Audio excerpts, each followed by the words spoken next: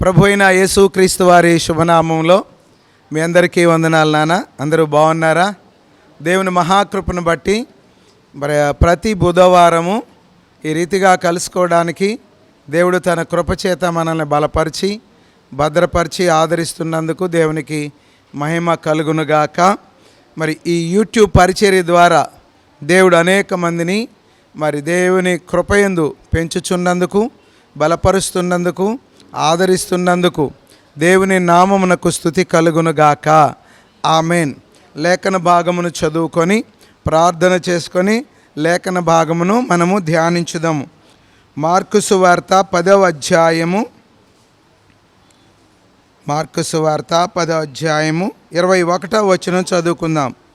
యేసు అతన్ని చూచి అతన్ని ప్రేమించి, నీకు ఒకటి కొదువగానున్నది, నీవు వెళ్ళి నీకు కలిగినవన్నీ అమ్మి బీదలకిమ్ము, పరలోకమందు నీకు ధనము కలుగును, నీవు వచ్చి నన్ను వెంబడించుమని చెప్పాను. పరిశుద్ధుడమ్మ గొప్ప దేవ, కృపలో జ్ఞాపకం చేసుకొనండి నాయన. ఈ లేఖన భాగము దరిదాపుగా క్రైస్తవుల అందరికీ కూడా సుపరిచితమే. మరి అన్యులకు ఈ విషయమును మా ప్రభు తెలియదు. అయితే ప్రభువ, అన్యులకును క్రైస్తవులకును కూడా ఇదిగో తండ్రి నాయన ఈ సందర్భముగా నా తండ్రి మాట్లాడేటువంటి దేవుడవు, ప్రతి ఒక్కరిని నీ యొద్దకు నడిపించుకొని నీ కృపయందు మా ప్రభు వారిని పెంచేటువంటి దేవుడవు. ప్రభువా, నా జీవముతోడు ఎవరునూ నశించుట ఇష్టము లేదని చెప్పిన నిన్ను బట్టి వందనాలు చెల్లిస్తున్నాం. ప్రభువా, మమ్మల్ని అందరినీ చేర్చుకున్నట్లుగా నీవు లోకంలో ఉన్నటువంటి ప్రతి ఒక్కరిని చేర్చుకోవాలని ఆశపడుతుండగా జ్ఞాపకం చేసుకొని సహాయం చేయమని కోరుకుంటూ ఈ చిన్న లేఖన భాగం మీ చేతిలో పెట్టుచుండగా 30, 60, 100 మా ప్రభువా ఇదిగో తండ్రి ప్రతి బిడ్డగా ఫలించడానికి సహాయం చేయమని, సమృద్ధిగా పెట్టి సంతృప్తి పరిచి మహిం పొందమని, మీరు ఆశీర్వదిస్తే ఇంకా మిగులుతుంది గనక మిగిలేటట్లుగా ప్రభా సహాయం చేయమని కోరుకుంటూ యేసయ్య అతి పరిశుద్ధ నామమును బట్టి వేడుకొనుచున్నాము తండ్రి. Amen, amen, amen. మీ అందరికీ శుభాలు. మరొకసారి చదవబడినటువంటి లేఖన భాగంలో ఈ అధ్యాయంలో మార్కు గారి సువార్తలో 10వ అధ్యాయంలో ఈ సందర్భంగా 3 విషయాలను జ్ఞాపకం చేయాలని నేను ఆశపడుతూ ఉన్నానండి. ఈ చదివబడినటువంటి 21 నుండి ఒక ఆయనను గురించి రాయబడుతుంది. ఆయన మార్గాన పోవుచుండగా ఒకడు పరిగెత్తుకొచ్చి ఆయన మీద మోకాళ్ళుని, సద్బోధకుడా, నిత్య జీవమునకు వారసుని అవటానికి నేనేం చేయాలని 17వ వచనం నుండి చదివితే ఉంటుంది. అయితే ప్రభువారు చక్కగా ఆయనకి విషయాలు చెప్తున్నాడు. ఏంటంటే నరహత్య చేయొద్దు, వ్యభిచరింపవద్దు, దొంగిలింపవద్దు, అబద్ధ సాక్ష్యం పలకవద్దు, మోసపుచ్చవద్దు, నీ తల్లిదండ్రులను సన్మానింపని ఆజ్ఞలు నీకు తెలియను కదా అని అతను అంటే ఎందుకంటే ఆయన అంటున్నాడు, అవును తెలియను. అందుకు అతడు బోధకుడు, బాల్యం నుండి ఇవన్నీ నేను అనుసరిస్తూనే ఉన్నా. నేర్చుకుంటమే కాదండి, నేర్చుకున్నాడు, అనుసరిస్తూ ఉన్నాడు కూడా. కాబట్టి దేవుని సందులో ప్రియమైన పిల్లలారా, నేర్చుకోవటమే కాదు అనుసరించడం కూడా నేర్చుకోవాలి. అయితే ప్రభువారు అంటున్నారు, యేసు అతన్ని చూచి అతన్ని ప్రేమించి, నీకు ఒకటి కొదువుగా ఉన్నది అంటే అతని లోటును గుర్తిస్తూ ఉన్నాడు. యేసు ప్రభువారు ఎప్పుడు కూడా మనం ఇంకా సంపూర్ణంగా ఉండాలని కోరుకుంటూ ఉంటారు. మనము సంపూర్ణతలోనికి నడిపించబడాలనే ఆశ కలిగి ఉన్నంత కాలం దేవుడు మనల్ని సంపూర్ణతలోకి నడిపించడానికి నేర్పిస్తూ ఉంటాడు. కనుక ఈ సందర్భంగా ఆయన చెప్పింది ఏంటంటే, నీకు ఒకటి కొదువుగా ఉన్నది, నీవు వెళ్ళి నీకు కలిగినవన్నీ అమ్మి బీదలకేమో, పరలోకమందు నీకు ఏం కలుగుతుంది? ధనము కలుగుతుంది. అంటే ఇతనుకున్న కొదువు ఏంటంటే అన్నీ బాగానే పాటిస్తున్నాడు కానీ దృష్టిని మాత్రం ఎక్కడుంచాడు? ధనము మీద ఉంచాడు. ఎక్కడుంచాడు? ధనము మీద ఉంచాడనమాట. మనం జాగ్రత్తగా భూలోకంలో జీవించేటప్పుడు ప్రభువు రక్షణ పొందుకున్న తర్వాత, మారు మనసు పొందుకున్న తర్వాత, బాప్తిస్మం పొందుకున్న తర్వాత మనము 3 మీద దృష్టి ఉంచకూడదు. ఈ 3 గనక మనము వాటిని పట్టించుకోకుండా ఉంటే దేవుని రాజ్యము మనకు దగ్గరగా ఉన్నట్టు, లేక దేవుని రాజ్యములోనికి మనం ప్రవేశించడానికి చాలా మార్గము సుగమము చేయబడినట్టు. అంతేకాకుండా దేవుని రాజ్యములో మనం జీవించుటకు దేవుడు అనుమతి ఇచ్చినట్టు. ఇక్కడ మనం చూసినట్లయితే చక్కని లేఖన భాగం ఏంటంటే, నీకు ఒకటి కొదువుగా ఉంది నిత్యరాజ్యమునకు వెళ్ళడానికి. అదేంటంటే ధనము అడ్డం వస్తుంది. 3 విషయాల్లో ఒకటి ధనము. ఏంటండి? ధనము సమస్తమైన కీడులకు మూలము. కనుక ధనమును మీద దృష్టి ఉంచేవాడు పాడైపోతాడని వాక్యంలో రాయబడి ఉంటుంది. కనుక ధనము సంపాదించుకోవటం తప్పు కాదు, ధనమును కూడబెట్టుకోవటం తప్పు కాదు, ధనవంతులుగా ఉండటం తప్పు కాదు. ఆ ధనమునే శాశ్వతము, ఆ ధనమే సమస్తము అనుకొని దాని మీద దృష్టి పెట్టడము అది పాపం అన్నమాట. చూడండి, అబ్రహాము గారు ఎవరు? ధనవంతుడు. అలాగనే యోబు గారు ఎవరు? ధనవంతుడు.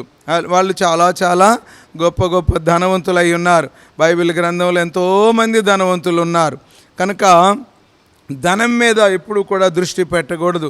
దేవుడు మనకు ధనం ఇవ్వటం ఆయనకి ఇష్టమే, కానీ దానిని ప్రేమించకూడదు. అది మన అవసరములను తీర్చేదిగా ఉండాలి, మన కంట్రోల్లో ఉండాలి. కానీ ధనం ఇవాళ సమస్తమైనటువంటి బాంధవ్యాలను, సమస్తమైనటువంటి ప్రేమలను, సమస్తమైనటువంటి ఆప్యాయతలను, అనురాగములను, మంచి సత్సంబంధాలను సులువుగా కట్ చేస్తుంది ఏంటంటే ధనమే. కాబట్టి మనం ఏం చేయాలంటే మొట్టమొదటిగా ధనము విషయమై జాగ్రత్తగా ఉండాలి, దాని మీద దృష్టి పెట్టకూడదు. రెండవదిగా మనం చూసినట్లయితే ఘనము అంటే సన్మానం చేయించుకోవటము. ఏంటంటే నలుగురు ఎదుట మధ్యాహ్నం ధ్యానించినటువంటి విషయం ఏంటంటే సొలొమోను గారు ఏం చేయించుకుంటున్నాడు? పొగిడించుకుంటున్నాడు అనమాట. తన్ను పొగడాలి, తన్ను మంచిగా ఇది చేయాలి. కొంతమంది ఎవరు పొగిడే వాళ్ళు లేకపోతే కూలిచ్చుకొని వాళ్ళు పొగిడించుకుంటున్నారట. ఏంటండి, మీరు నన్ను పొగడండి రా అని. ఒకసారి ఒక ఆయన్ని ఎవరు ఆదరించేటువంటి పరిస్థితి లేదు. చూడండి, ఆయన ఓడ ఎక్కడానికి బయలుదేరాడు, వెళ్తే ఒంటరిగానే వెళ్ళిపోయాడు. అక్కడ ఉన్నటువంటి జనసమూహము కొంతమంది ఇలాంటి వాళ్ళ కోసము రెడీగా ఉంటారు. కూలికి వీడ్కోలు చెప్పేవాళ్ళు, కూలిస్తే వీడ్కోలు చెప్తారనమాట. చూడండి, అక్కడ ఉన్నటువంటి అందరూనేమో ప్రేమతో ఆప్యాయతతో సాగనంపుతూ ఉంటే ఈయనకి ఎవరో లేని పరిస్థితిలో అక్కడ ఉన్నటువంటి వారికి అందరికీ ధనం ఇచ్చి నాకు వీడ్కోలు చెప్పండి అన్నాడంట. చూడండి, అందుకని అన్యాయపు సిరి వలన మనం ఏం సంపాదించుకోవాలి? స్నేహితులను సంపాదించుకోవాలి. అంటే అన్యాయపు సిరి అంటే ఏంటి? ఈ లోకములో ఇట్లా కనపడి అట్లా మాయమైనటువంటి ఈ ధనము, ఈ సంపదలు, ఇవన్నిటిని గురించి మనం వాటిని పెంటతో సమానంగా ఎంచుకొని వాటి ద్వారా మనము దేవుని యొక్క మరి ప్రేమను, అలాగనే వాటి ద్వారా అనేక మంది దేవునిలోకి నడిపించబడేటువంటి తీరును సంపాదించుకోవాలి. అంతేగాని ఆ ధనం, ఒకటి ధనము మీద దృష్టి ఉంచడము, 2 ఘనము మీద దృష్టి ఉంచడము. ఘనము అంటే మెప్పించుకోవడం అన్నమాట. కాబట్టి కూలికి ఇచ్చి టాటా చేయించుకుంటున్నారు కొంతమంది.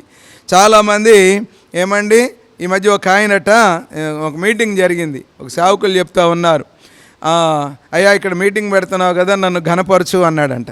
శాలువా ఆయన తెప్పించుకున్నాడు, ఆ మీటింగ్ ఖర్చులన్నీ ఆయనే పెట్టుకొని అందరి ముందు ఏం చేయించుకోవాలి? పొగిడించుకోవాలన్నమాట.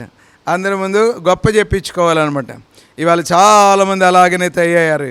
ప్రియమైన పిల్లలారా, అలాంటి భయంకరమైన పరిస్థితుల నుంచి మనం త్వరగా విడుదల పొందుదుముగాక. ఆమెన్. చూడండి, మనుషులు మెచ్చుకునేవాడు యోగ్యుడు కాడు, కానీ తను తాను మెచ్చుకునేవాడు యోగ్యుడు కాదు. మనుషులు మెచ్చుకునేవాడు యోగ్యుడు కాదు. ఎవరు మెచ్చుకోవాలి? దేవుడు మెచ్చుకునేవాడు యోగ్యుడు. అందుకనే ఎవరు మెచ్చుకోవట్లేదని వాళ్ళు చాలామంది పాస్టర్ గారుల పేర్ల ముందు రెవరెండ్లు పెట్టుకుంటా ఉన్నారు. వాళ్ళ గనక రెవరెండ్ పెట్టకపోతే నిద్ర పట్టదు, వాళ్ళకి అపోస్తులని పెట్టకపోతే నిద్ర పట్టదు. స్వస్థతా వరం కలిగిన వాళ్ళని పెట్టాలి పాంప్లెట్లలో, లేకపోతే వాళ్ళకి నిద్ర పట్టదు. ఏంటండి, పిలిచిన వారిని వాళ్ళు కోప్పడతారు, మేమేమనుకుంటున్నామని అనుకుంటారు, మమ్మల్ని గుర్తించలేదు అనుకుంటా ఉంటారు. ఘనము ఏంటండి, లోక సంబంధమైన ఘనత కొరకు ఎదురు చూస్తూ ఉంటారు. దేవుణ్ణి గణపరచాలి, దేవుడు మనల్ని గణపరచాలి, మనం దేవుణ్ణి గణపరచాలి, దేవుడు మనల్ని గణపరచాలి. అంతే కదా. మొర్దెఖాయి గారి విషయంలో ఏం జరిగిందో తెలుసుగా? మొర్దెఖాయి గారి విషయంలో ఏం జరిగింది? ఏమండి, ఆయన ఏం ఘనత కోరుకోవాలా? ఎవరు కోరుకున్నాడు? ఏమండి, హామాను ఘనతను కోరుకున్నాడు. ఏమండి, నేను రాజుగారు ఘనపరచాలనుకుంటున్నారు ఒకరిని అని చెప్పినప్పుడు నన్నుగాక ఎవరిని ఘనపరుస్తాడు అనుకున్నాడు. వెంటనే పోనీ తన ఘనత పొందితే మంచిదే, రాజుగారు ఘనపరచాలనుకున్నాడు, ఎవరో ఆలోచన చేసుకున్నాడు, తననే అనుకున్నాడు. మొర్దెకై కోసం ఏం సిద్ధం చేశాడు, వెళ్ళి ఉరికొయ్య సిద్ధం చేశాడు అనమాట. చూడండి ఏమండి, పోగాలమన్నమాట, పోగాలపు ఆలోచనలు అన్నమాట. ఏమండి, దేవుని సన్నిధికి తాము తగ్గించుకోవడానికి ఇష్టం లేనటువంటి వారు అనమాట. ఇటు విషయంలో జ్ఞాపకం చేసుకుందాం. అలాంటి భయంకరమైన పరిస్థితులను త్వరగా బయటపడదాం. గోనె పట్టు కట్టుకున్న వాడికి ఏమొచ్చింది, దేవుడు ఘనతనిచ్చాడు. ఏమండి, అదే ఉరికొయ్య మీద తాను సిద్ధం చేసుకున్న ఉరికొయ్య మీద తానే ఉరి తీయబడేటువంటి పరిస్థితి వచ్చిందనమాట. కనుక ఘనాన్ని కోరుకోకండి ఎప్పుడు కూడా. నేను అందరిలో అట్లా ఉండాలి, ఇట్లా ఉండాలి, ప్రత్యేకంగా ఉండాలి, నా బట్టలు ప్రత్యేకంగా ఉండాలి, నేను ప్రత్యేకంగా ఉండాలంటే నిన్ను తొక్కేస్తాడు దేవుడు. చాలా జాగ్రత్త. కనుక ప్రియమైన పిల్లారా, తాను తగ్గించుకునేవాడు హెచ్చించబడతాడు. అర్థమైందా? కనుక పాదముల మట్టుకు వంగినవాడు దీవించబడతాడు. ఏమండి, ఆకాశం మట్టుకు హెచ్చించబడతాడు అనమాట. చూడండి, కొంతమంది ఆకాశం వరకు హెచ్చించబడుతున్నారంట, పాతాళములకు తోసివేయబడుతున్నారంట. ఏంటండి, కపెర్నహూమ నీవు ఆకాశం వరకు హెచ్చించబడాలనుకున్నావుగా, నువ్వు పాతాళానికి వెళ్ళిపోతావు, జాగ్రత్త అని చెప్పాడు. తర్వాత మూడవది కనుక మనం చూసినట్లయితే ఒకటి ధనము, 2 ఘనము, 3 అందము. ఏంటండి, అందము మోసకరము, సౌందర్యము వ్యర్థము, అంటే అలంకరణ అన్నమాట. ఈవేళ బాగా ట్రెండ్లో ఉన్నది, బాగా వైరల్ అవుతుంది. ఏంటి చెప్పండి, అందం అనమాట. అందం అంటే ఏంటంటే, ఎంత కొరసబట్టలు వేసుకొని శరీరాన్ని ఇతరులకు చూపిస్తే వాళ్ళ అందమై, అంటే వాళ్ళ యొక్క శరీరాలను ఎదుటి వారికి ప్రజెంట్ చేయటము, చూపించడం అనేది అందంగా భావిస్తూ ఉన్నారు. చూడండి, రకరకాలైనటువంటి స్టైల్లో ఏంటండి హెయిర్ను రకరకాలైనటువంటి ఇదిలో బట్టలను వేసుకొని రకరకాలు చూపించుకుంటూ ఏమండి అందాన్ని కనపరుస్తున్నారు. చాలామంది ఎక్కడ మోసపోతున్నారు తెలుసండి, పై రూపమును చూసి మోసపోతున్నారనమాట. చూడండి, అందం చాలా ప్రమాదకరమైంది. అందుకనే ఇతను ధనాన్ని వదులుకోలేకపోయాడు. ఏంటండి, ధనాన్ని వదులుకోలేకపోయాడు. తర్వాత అతను హామాను ఏంటండి ఘనపరచబడాలని కోరుకున్నాడు, దేవుడు కాకుండా పక్కగా. అర్థమైందా? ఇక్కడ మనం చూసినట్లయితే ప్రియమైనటువంటి దేవుని బిడ్డలారా, అందానికి బానిస అయిపోయాడు. ఎవరైనా ఏమండి, ఎవరు అందానికి బానిస అయినటువంటి ఆయన బైబిల్లో అమ్మ సంసోనా, అబ్షాలోం. ఏంటండి, అబ్షాలోం చాలా అందమైనటువంటి వాడు, నేను అందమైన వాడిని అనుకున్నాడు. తర్వాత న్యాయాధిపతుల గ్రంథంలో శాంసన్ కూడా అంతే. చూడండి, దెలీలా యొక్క ఒడిని చేరాడు. అందం. కాబట్టి ప్రియమైనటువంటి దేవుని బిడ్డలారా, చాలా జాగ్రత్తగా ఉండాలి. ఇవి మనల్ని హెచ్చించేవి కాదు, ఇవి మనల్ని ఘనపరిచేవి కాదు, ఈ దేవుని నామమునకు మహిమ తెచ్చేవి కాదు. మనం ఎంత సింపుల్గా ఉంటామో అందం విషయంలో, ఏమండి ఘనత విషయంలో, తర్వాత ధనము విషయంలో జాగ్రత్తగా ఉందుముగాక. వీటిని మనం వదులుకోవాలి, వాటిని విడనాడాలి, వాటిని మనం పారవేయాలి. ఏం చేయాలి? వాటిని పారవేయటం నేర్చుకోవాలి. చూడండి, ఎఫెసీయులకు రాసినటువంటి పత్రిక 4వ అధ్యాయము 22వ వాక్యం. ఎఫెసీయులకు రాసిన పత్రిక 4వ అధ్యాయము 22వ వాక్యం చదువు. కావున మునుపటి ప్రవర్తన విషయంలోనైతే మోసకరమైన దురాశల వలన చెడిపోవు మీ ప్రాచీన స్వభావమును వదులుకొని మీ చిత్తవృత్తి యందు నూతనపరచబడిన వారై నీతి యథార్థమైన భక్తియు గలవారై దేవుని పోలికగా సృష్టింపబడిన నవీన స్వభావం ధరించుకోవాలి. ఆమేన్, హల్లెలూయా. దేవుడు మీకు తోడైండును. వాటిని ఏం చేయాలి? వదులుకోవాలి. ఎప్పుడైతే వాటిని వదులుకుంటా, అందుకే వదులుకోమంటే వదులుకున్నాడు ఇతను, వదులుకోవాలా, వ్యసన పడుతూ వెళ్ళిపోయాడు. ఆశ మాత్రం పరలోక రాజ్యం కావాలి, వీటిని మాత్రం వదులుకోకూడదు. అర్థమైందా? కాబట్టి గుర్తుపెట్టుకోనండి, వదులుకొందుముగాక, విడిచిపెట్టుదుముగాక. చూడండి, హెబ్రీలకు రాసినటువంటి పత్రిక 6వ అధ్యాయము 1వ వచనం చదువునాను. కాబట్టి నిర్జీవ క్రియలను విడిచి, ఏంటండి వాటిని వదులుకోవాలి, వీటిని విడిచిపెట్టాలి. ఆమె నిర్జీవ క్రియలను విడిచి మారు మనసు పొందుటయి చాలు. కాబట్టి నిర్జీవ క్రియలను విడిచిపెట్టాలి, మారు మనసు పొందాలి, రక్షించబడాలి. మరొక మాట యోహాను గారి సువార్త 4వ అధ్యాయము 28వ వాక్యం కనుక ఒకసారి చూసుకున్నట్లయితే 4వ అధ్యాయం 28వ వాక్యం. ఆ స్త్రీ ఆమేన్ ఏం చేసింది? విడిచిపెట్టేసింది, కొండను విడిచిపెట్టేసింది. అర్థమైందా? కనుక లోకాన్ని మనం విడిచిపెట్టేసేయాలి. లోకంలో బ్రతుకుతున్నాం కానీ ఈ లోకాన్ని వదులుకోవాలి, ఈ లోకాన్ని విడిచిపెట్టేసేయాలి. మరొక మాట చదువుతాను చూడండి. యోబు గారి గ్రంథంలో 22వ అధ్యాయం 24వ వాక్యం చదువునానా. మంటిలో నీ బంగారాన్ని ఏటిరాలలో పారేయి. ఏంటంటే సువర్ణను పారేయాలా? కానీ పారేయాలి. ఎందుకనంటే దేవుని కంటే విలువైంది ఏది లేదని, ఏంటండి దేవుని కంటే గొప్పది ఏమీ లేదని దీని ద్వారా మనం తెలియచేయాలి. అర్థమైందా? కాబట్టి దేవుని సన్నిధిలో మనము కొన్నిటిని వదులుకోవాలి, కొన్నిటిని విడనాడాలి, కొన్నిటిని పారేయాలి. ఒక మాట చదువుకో. కొరింథీయులకు రాసిన మొదటి పత్రిక 5వ అధ్యాయం 7వ వాక్యం ఒకసారి చూడనా. 5వ అధ్యాయం 7వ వాక్యం. కొరింథీయులకు రాసిన మొదటి పత్రికలో మీరు పులిపిండి లేనివారు గనక కొత్త ముద్ద అవుటకై తీసి పారవేయండి. ఆ పాత జీవితాన్ని ఏం చేయాలి? తీసి పారవేద్దాం. మనం గురువారం వాక్యంలో రాజయ్య గారు చక్కని వర్తమానం ఇచ్చారంటే పులిపిండిని గురించి. విని చాలా సంతోషంగా ఉంది. కనుక ప్రియమైనటువంటి దేవుని బిడ్డలారా, పారేద్దాం, వదులుకుందాం, విడిచిపెట్టేద్దాం. అటు దివ్యమైనటువంటి కృపను దేవుడు మనకు ప్రసాదించి దేనిని వదులుకోవాలో, దేని విడిచిపెట్టాలో, దేన్ని పారవేయాలో తగిన జ్ఞానం మనకు అనుగ్రహించి తన కృపచేత నడిపించి బలపరిచి స్థిరపరచునుగాక. యేసుక్రీస్తు ప్రభుల వారికి యుగములకు మహిమ కలుగునుగాక.